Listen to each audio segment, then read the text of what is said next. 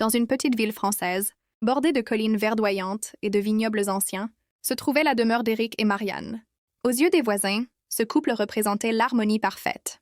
Lui, architecte de talent, dont les projets modernes ornaient déjà les centres-villes voisins, et elle, enseignante de littérature, capable de captiver ses élèves par des récitations passionnées des grands poètes. Leur maison en pierre, héritée des grands-parents d'Éric, semblait solide comme leur mariage, du moins en apparence.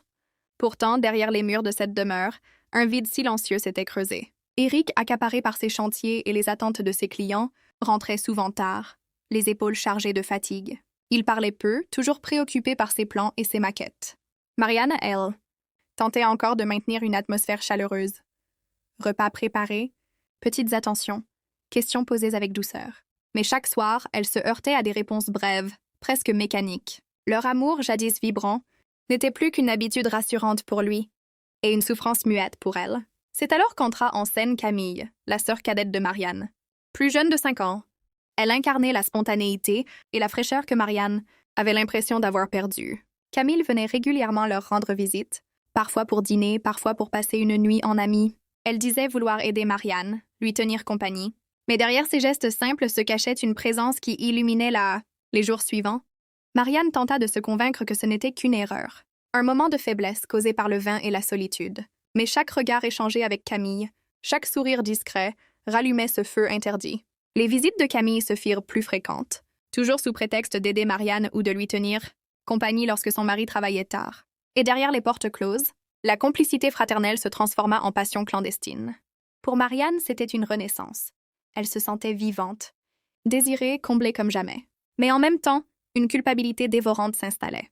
Tromper son mari était déjà une faute qu'elle aurait pu confesser ou justifier par la négligence d'Éric. Mais tromper avec sa propre sœur, c'était un crime moral qu'aucun pardon ne pourrait effacer. De son côté, Éric ne voyait rien. Absorbé par son travail, il croyait que le sourire retrouvé de Marianne était la preuve que leur tension s'apaisait. Il ne se doutait pas que ce sourire n'était que le reflet de nuit, volé et de caresses interdites. Mais dans une petite ville, les secrets ne restent jamais longtemps cachés. Les regards des voisins, les mots qui traînent, les bruits de pas entendus au mauvais moment. Tout finit par se savoir. Et Marianne, sans le savoir encore, marchait sur une corde raide, chaque pas la rapprochant d'un gouffre dont elle ne sortirait pas indemne. Les semaines passèrent, et la relation secrète entre Marianne et Camille s'intensifia. Chaque rendez-vous devenait une échappée hors du réel, une parenthèse où les deux femmes s'abandonnaient à leurs désirs inavoués. La maison, autrefois silencieuse et froide, s'était transformée en théâtre de passion clandestine. Chaque recoin, chaque pièce semblait retenir l'écho de leurs murmures étouffés, de leurs rires nerveux, de leurs serments impossibles. Pourtant, le jour, Marianne continuait à jouer le rôle de l'épouse modèle. Elle préparait les repas, échangeait quelques mots convenus avec Éric, l'accompagnait parfois à des dîners professionnels, où son sourire forcé laissait croire à une stabilité sans faille. Mais dans son regard, une agitation nouvelle apparaissait, une flamme qu'Éric ne comprenait pas. Il croyait que sa femme retrouvait enfin une forme de bonheur, sans jamais deviner l'origine de ce changement. Camille, de son côté, oscillait entre euphorie et angoisse. Elle savait qu'elle franchissait une limite irréversible. Elle aimait sa sœur d'un amour interdit, mais elle craignait le poids de la société, le jugement familial, la réaction d'Éric. Pourtant, chaque fois qu'elle songeait à s'éloigner, un simple message, un simple regard échangé avec Marianne, suffisait à la ramener dans cette spirale dangereuse. Un samedi après-midi, Éric annonça qu'il devait partir à Lyon pour 2 jours afin de rencontrer un investisseur. Marianne, au lieu de se sentir abandonnée, vit dans cette absence une opportunité. Elle invita Camille à rester tout le week-end. Les 2 sœurs passèrent ces heures comme dans un rêve. Elles cuisinèrent ensemble, dansèrent au son de vieux vinyles, s'endormirent en enlacées sur le canapé. Pour Marianne, ce week-end fut une révélation. Elle réalisa qu'elle pouvait aimer encore, qu'elle n'était pas condamnée à la solitude affective. Mais au même, le cœur de Marianne se serra. Elle baissa les yeux vers son assiette, esquivant la question. Elle aurait pu lui dire la vérité, tout avouer dans un élan brutal de sincérité. Mais les mots restèrent coincés dans sa gorge. Elle se contenta de sourire et de répondre « Non, tout va bien, Éric, c'est juste la fatigue. » Il hocha la tête, peu convaincu, mais n'insista pas. Cette nuit-là, Marianne eut du mal à trouver le sommeil. Elle regarda Éric dormir paisiblement à ses côtés, inconscient du volcan qui brûlait sous son toit. Elle se demanda si elle l'aimait encore, ou si leur histoire n'était plus qu'une façade vide.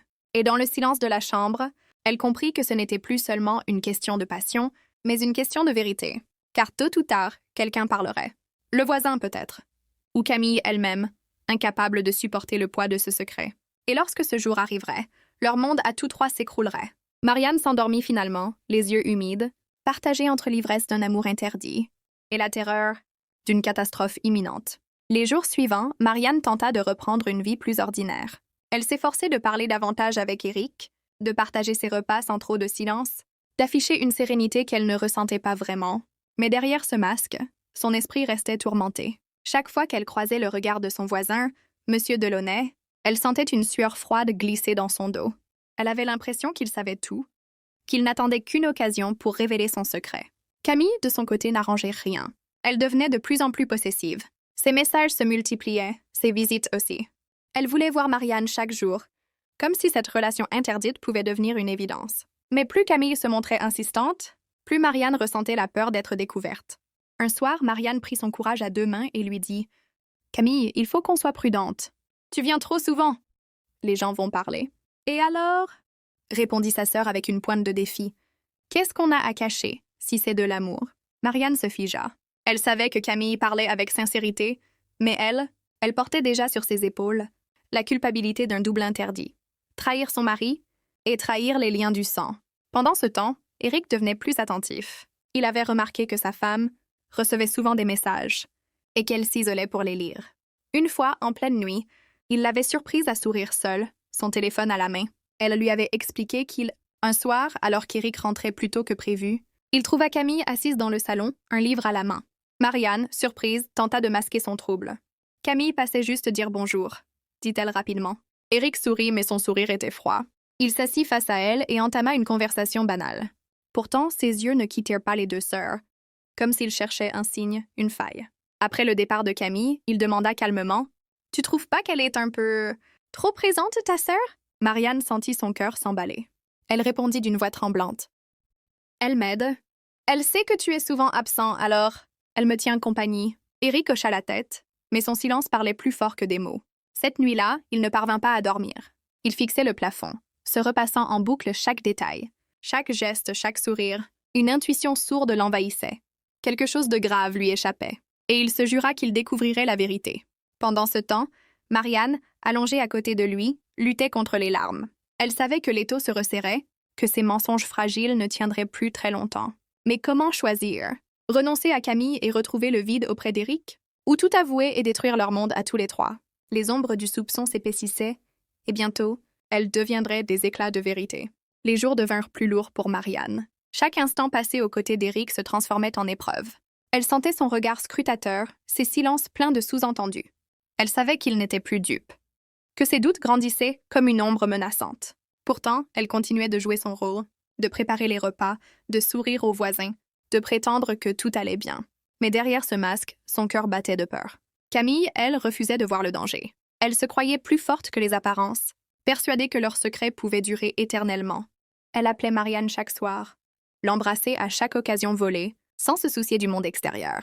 Mais cette insouciance qui avait d'abord séduit Marianne commençait à l'inquiéter, car elle voyait bien qu'Éric les observait, et elle sentait que le moment de vérité approchait. Un dimanche matin, la famille se retrouva autour de la grande table en bois.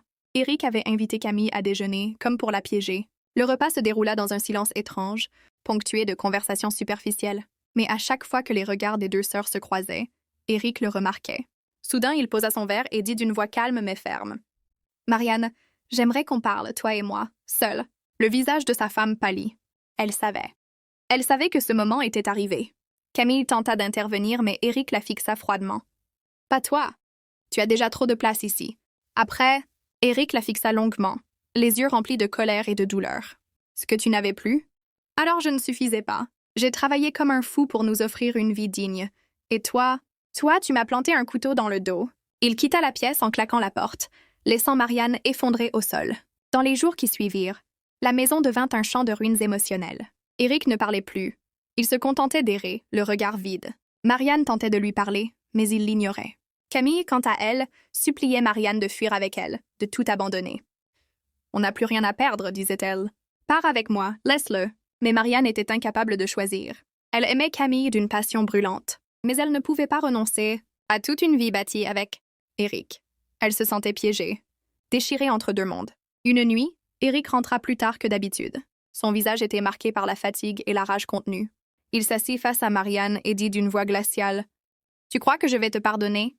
Tu crois qu'on peut réparer ça? Non, Marianne. Il n'y a plus rien à sauver. Mais une chose est sûre, vous allez payer.